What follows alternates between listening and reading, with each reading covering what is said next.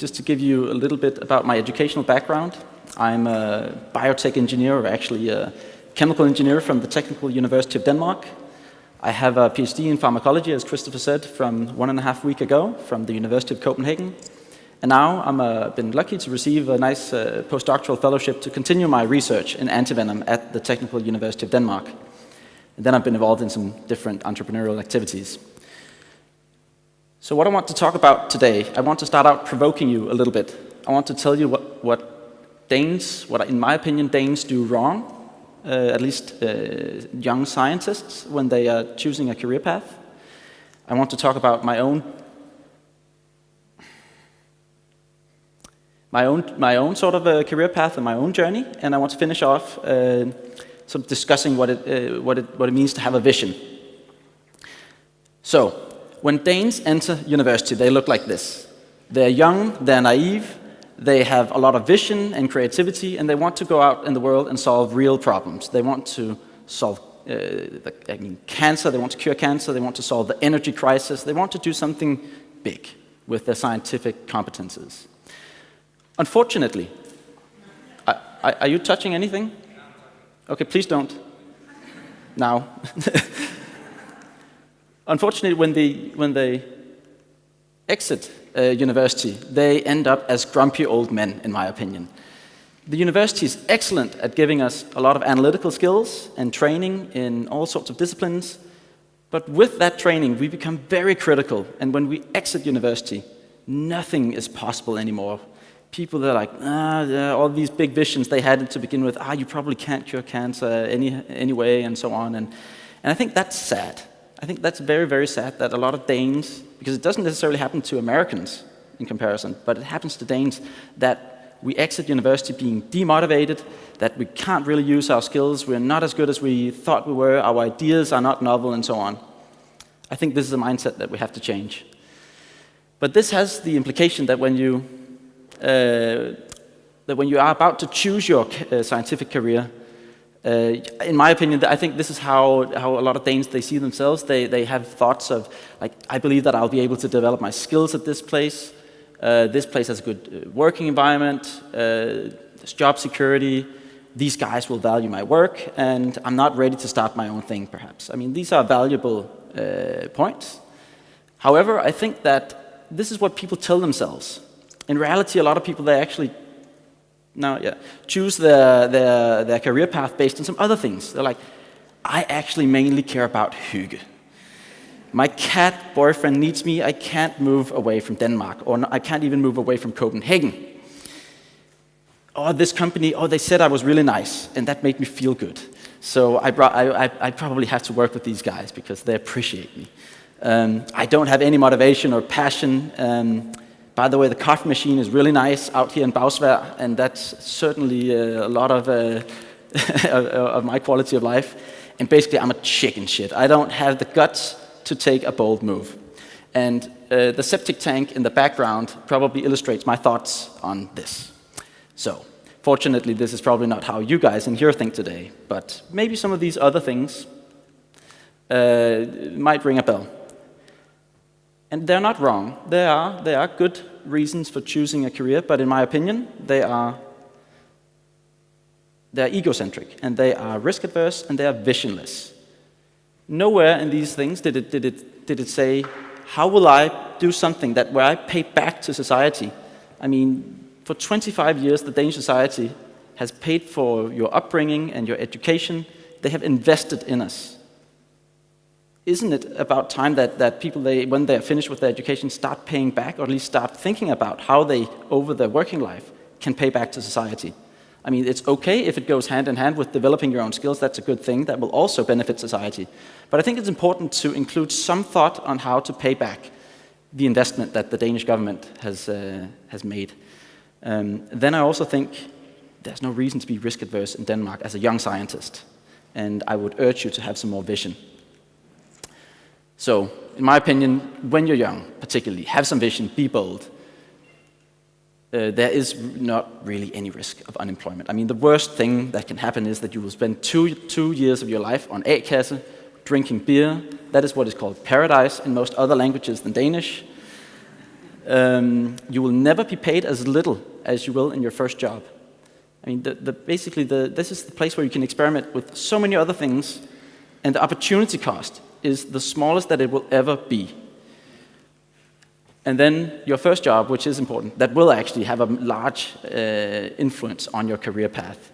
So in my opinion, it's important to have some vision and be bold, and think about that it might not be so important that you earn a little bit of money. You might have a little bit of student debt, but it's basically nothing. I think the average for scientists, what they will earn in their life, is projected to be about 40 million. So if you have a student debt of 50,000, it's really nothing. And if you can improve your career just a few percent, it easily pays back. Plus, you will have a more fun, fulfilling career. So, how did it look when I was 25 or 24? I was finished with my master's degree from the Technical University of Denmark. I wanted to use my brain. I wanted to work with innovation and work with sort of creativity backed by hard science. I wanted to make some kind of impact with what I did, and I also wanted to include adventure along the way. I chose snakebite. And this is not something most people know about in Denmark, because it only occurs about 50 times with the Danish viper or the hugorm. So it's not really a big problem in Denmark, but all around the world it really is a big problem. And as you can see here, a snakebite is typically a very unexpected event, and it's really not something you plan typically. This is an example of a snakebite. This is a young Tanzanian girl bitten by a spitting cobra. You will see that she suffers from permanent disfigurement. This is necrosis caused by cytotoxins present in spitting cobra venom. Fortunately, she did not die, but this will leave her somewhat handicapped for the rest of her life. Another example, paralysis caused by a lot of the neurotoxic snakes we know, mambas, cobras, sea snakes, coral snakes.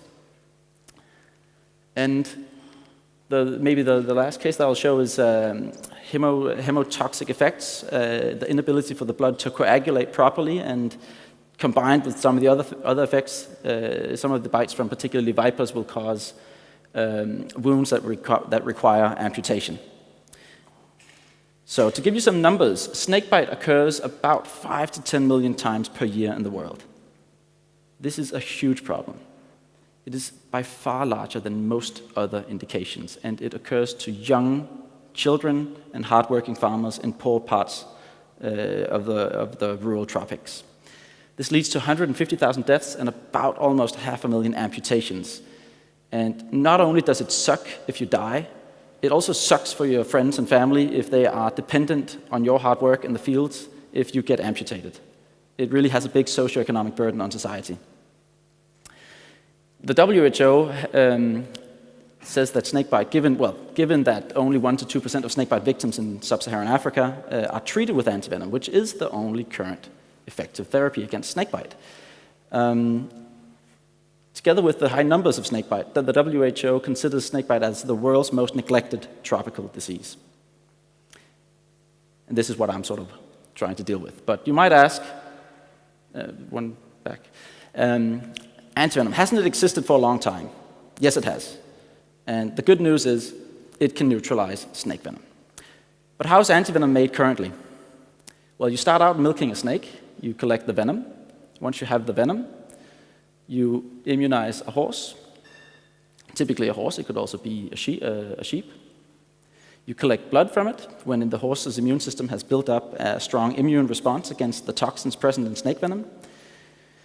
Then you separate the red blood cells and the plasma. The plasma is what contains the antibodies, and then you concentrate, you try to separate the antibodies and concentrate them a little bit, and then you formulate an antivenom, which is then used to treat a snakebite patient.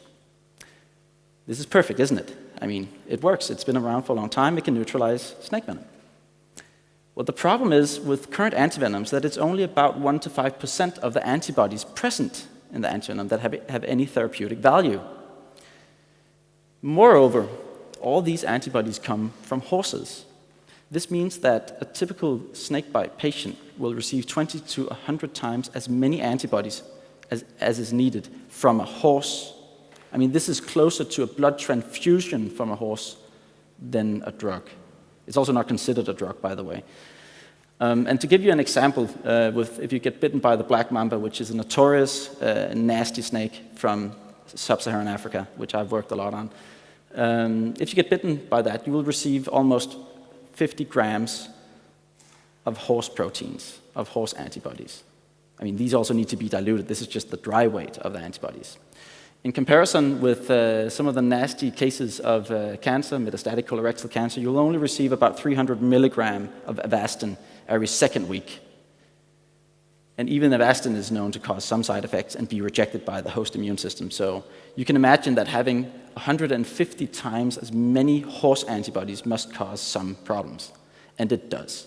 I mean, you don't ask, do you get side effects by antivenom? Yes, you do. You most certainly get serum sickness, you might get kidney failure, and you might even die by anaphylactic shock. So physicians are very reluctant to administer antivenom except as a last resort. But my vision is to create recombinant antivenoms. That is basically doing the same as Novo Nordisk once did with pig insulin, moving it into sort of the modern era of biotechnology and producing it by fermentation, producing the human version. And what I do in order to enable this is that I analyze snake venoms. I look, as a typical snake venom has about 50 on average different toxins. I try to figure out which ones are the medically most important. And once I know that, I use different technologies to find human antibodies against the medically relevant toxins. The benefit of producing or having recombinant antivenoms would of course be that they would have fewer side effects, at least if it's human antibodies that you're using. You would be able to make these antibodies more potent. They would have longer half-lives, given that they are human and not rejected as foreign by the host immune system. And you would be able to have a much lower batch-to-batch variation because you would be independent of not only snake venoms, which differ a lot between individuals. I mean, they might express the same toxins, but in very different sort of relative amounts. Horse immune systems also have a lot of individual variation, and combined, this creates a product that has a huge batch-to-batch variation. Having a recipe and being able to produce recombinant antivenoms by fermentation will sort of limit that a lot. And I believe in the future we would also be able to produce recombinant antivenoms much cheaper than how the current antivenoms are produced, because it isn't cheap to collect snakes out in nature, to keep them alive. They don't want to mate in captivity, many of them. And with all the different safety measures you put in place in order not to get bitten and so on, and keeping horses, it is a mess. It requires a lot of manual labor and a lot of difficult animals to handle.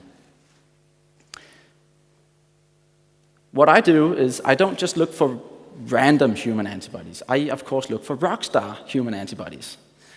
So I've been lucky that I have a donor who happens to be a rock star of the band, in the band Placebo, that some of you might have heard about. And he has been self-immunizing himself with snake venoms, about 30 to 40 different snake venoms in the last 30 years. So he started when I was, before I was born, actually.